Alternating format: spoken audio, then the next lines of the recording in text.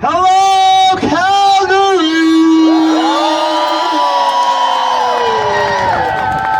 Well, we all know what happened the last time I was here a few weeks ago. We jammed the airports and I got arrested. Again. But do not fault the police. I have to say, it was the smoothest arrest of my entire career. They literally had me in and out, faster than in and out. But, sorry, she's killing me. The jam the airports though worked. It worked in Toronto, it worked over here. It made a statement. I had dozens and dozens of people call me after and say, I can't believe it was that easy. All I had to do was get in my car and drive somewhere. It was even easier than going to a protest. And I thought, yeah, no kidding, that's why I thought of it. So that we still have that in our back pocket, but it just went to show that Canada can unite pretty much instantaneously. And that's what the worldwide rally is all about. Even last night, it was today in some parts of the world. For instance, I was on a live with Australia last night. Miss Maria Z, one of the premier speakers and freedom fighters in Victoria. They had 150,000 people on the streets. And you know what? That was the smallest crowd in Australia. They said there was over 1 million people total walking around in united non-compliance. The politicians are running scared. They already started backpedaling. There's so much evidence coming out against these experimental jabs they're calling vaccines. And while countries like Taiwan are banning them for their people aged 12 to 17, we're trying to mandate it for 5-year-olds. And in January, yeah, that's right. And in January, they want to mandate it for 6-month to 5-year-olds.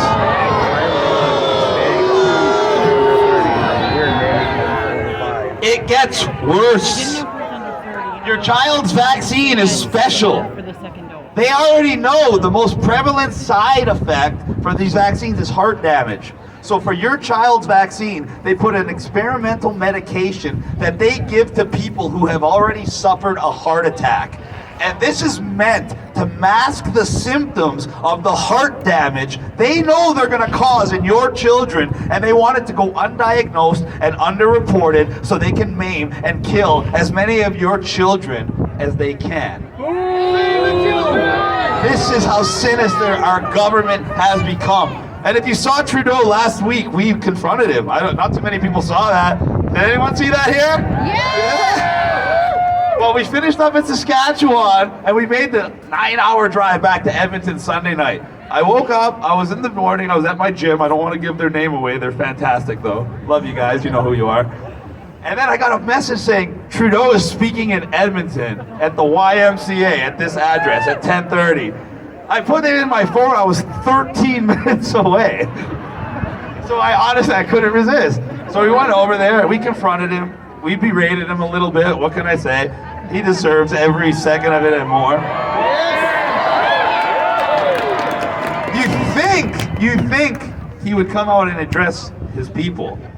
And the reason he chose the YMCA in the first place was because right across the street is one of the largest police stations in all of Edmonton. You laugh, but if you saw the amount of security he forced our tax dollars to buy to keep him safe from, I don't know, the 30 people outside, many of which were senior citizens, you would understand just how much of a wimp, exactly, that's the word I was looking for, how much of a wimp Justin Trudeau really is. He was so scared, he would not come out even after he was finished. He would not face the crowd. His motorcade was waiting, his security was waiting. He even had the poor Edmonton police come and try to move us back to a safe distance.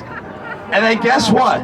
My wife, of all people, one of the smartest in the room, was like, I think this is a distraction. So she went around the back, and sure enough, there was a getaway car hiding. And as soon as they saw us, they radioed, and then the car just started backing up. She hid by the back door, and sure enough, like every rat comes out of its cage, or out of its hole, his security peeked their head out of the door, and they're looking to see if it's clear. They just hear her, hi. You see this hardened Secret Service style agent just realize he could have got popped by Barbie. He literally looked at her awkwardly and said, hi, and slowly closed the door. And then not even 2 minutes later, it could have been Trudeau or it could have been a Trudeau lookalike, because it's not hard to get a lookalike. Just pick someone that looks like Gumby. And they actually ran him outside. Like, he didn't walk out and be like, hey, everybody. They had a thing over him. He had a mask on. He was pretending like he was on the phone. And he ran into his Ford Expedition and literally sped off down the street. I was on the road and I'm like, flew right by. And then, of course, the track star over here leads the charge after him. And he was so scared of the few people chasing him that they literally ran the red light to escape. I looked right at the Edmonton police and I said, there goes your fearless leader. Believe me, they were laughing too.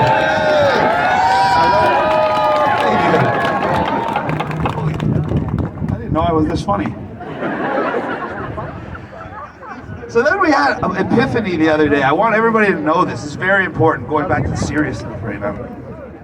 We went to a place in Lake Louise, and I haven't told anybody about it. I posted about it, but I haven't talked about it in any of my speeches. We went to a place in Lake Louise. Why Lake Louise? I was told that the special triangle of mountains creates something that is known, and you can Google this, I'm not crazy, the Archangel Michael Vortex. Anyone ever heard of that? Yeah, you guys have this crazy supposed natural CERN Hadron Collider portal to other worlds just sitting there in Lake Louise. So I couldn't resist. This is Archangel Michael right here. Somewhere. And he's not really religious. He's in Catholicism, he's in Judaism, he's even in the Muslim religion. So how the heck did this one supposed angel just show up everywhere? And now they have a vortex named after him, and I have him on my neck? Well, I had to go there. I had to go right, and we had to look for a sign. So I took my beautiful wife, we took our man Sean, and we went on a hike at around 4:30 in the morning because we wanted to beat the sunrise. And we went about 4 kilometers through the complete pitch dark, and we found a clearing off the path. And we said, this could probably be a good place to see the sunrise. So we walked over, and we didn't see any footprints. But you know what we did find? A perfectly made snow angel. Just there in the snow, without a handprint in it, without a footprint in it, literally just laying there. We looked at each other, I guess we're gonna have to stay here. So we stayed. Jenny tried to make a couple more steps, and she actually fell in a hole. So we had to make a fire, which is illegal, but we had no choice. To keep her warm, we kept there until sunrise. I decided I was gonna stay there and do a little bit of meditation. So I sat there, I literally laid in the angel, and I asked through the vortex to give me the power I would need to end this fight. Give me the power I would need. What would I need to finally reach the people? And it dawned on me, I need to break a spell. I needed to get the power of spell breaking. Because all the people that are still supporting the mandates, the restrictions, or just simply not supporting freedom, these people are under a spell. It started with fear, and it turned into something more. And that's why you can't reach them with fighting, with logic, with reason, with common sense, with reality, with repetition. No, it doesn't work. The only way to snap someone out of a spell like that is with a stronger human emotion. And what is the strongest human emotion? Yes, that is what they're trying to suppress more than anything. The level of fear in our society is at the highest it's ever been. Meanwhile, the level of love and togetherness is at an all-time low.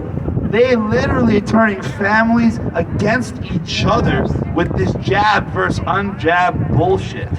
And I warned you they were going to do this. I warned you virtually about every single thing that was going to happen, right down to the vaccine passport and you being kicked out of your job. And people still didn't listen.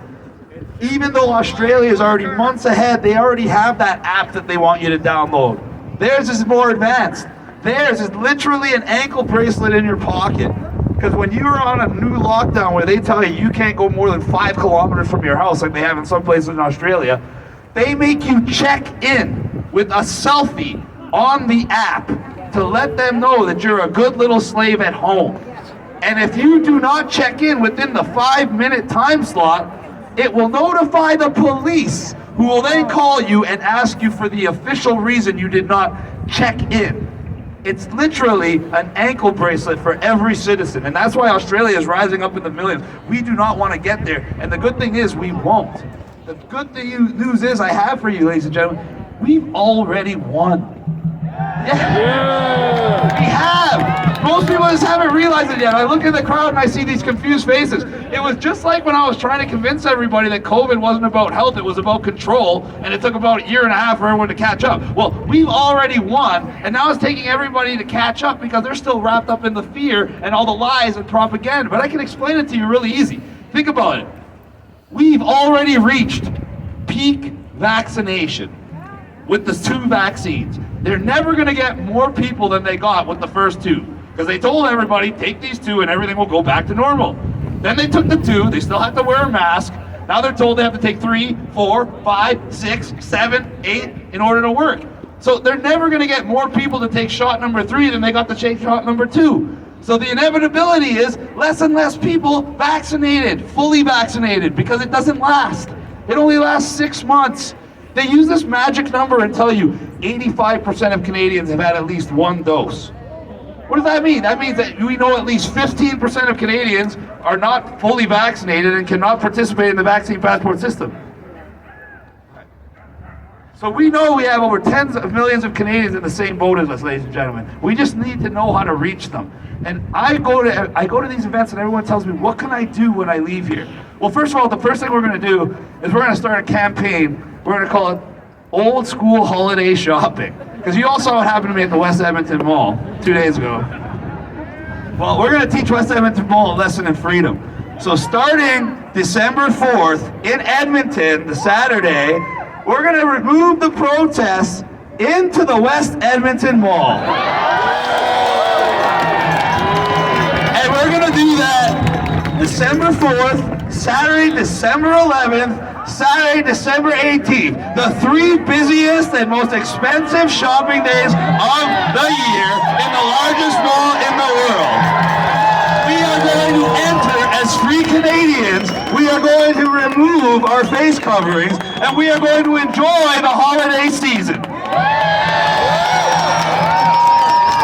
And we're going to make it a Canada-wide event, so other organizers in other Canadian cities, if you're watching, if you're listening, you start planning your convoys to your shopping center for a little holiday shopping. That's what's coming. And for everybody else around here, you want to know how to break the spell? You want to know how to reach out to your friends and family? I got the solution. This is how this ends before the end of the year. First of all, hold your ground. If you're not vaccinated, don't take it. It's that simple. If you were vaccinated, don't do it again. And don't disclose your status now. Period. And for all those people that you think you lost, they are lost. You did not lose them. They are just scared. And nothing is more powerful than the power of the Christmas spirit. So we're going to use it to break the spell. How are you going to do it? Have a normal Christmas dinner, invite all your friends and family, and don't ask them if they're vaccinated. Is it that hard? Is it that hard to call your friends and family, invite them over for Christmas, and simply not talk about COVID, talk about what you want for your children, talk about what you want to have happen in the year 2021, 2022? These people are trying to create the scenario through lies and propaganda, so you think it, you feel it, and it becomes your reality. The reality is, we project what we want. When I laid in that angel, I sat there and I projected the reality that I'm going to make all of you project. And we're going to steal all that energy back and we're going to turn it into the light. And that energy and that manifestation is, these restrictions will end. The lockdowns will end. The vaccine passports will stop. And we will hold these people accountable.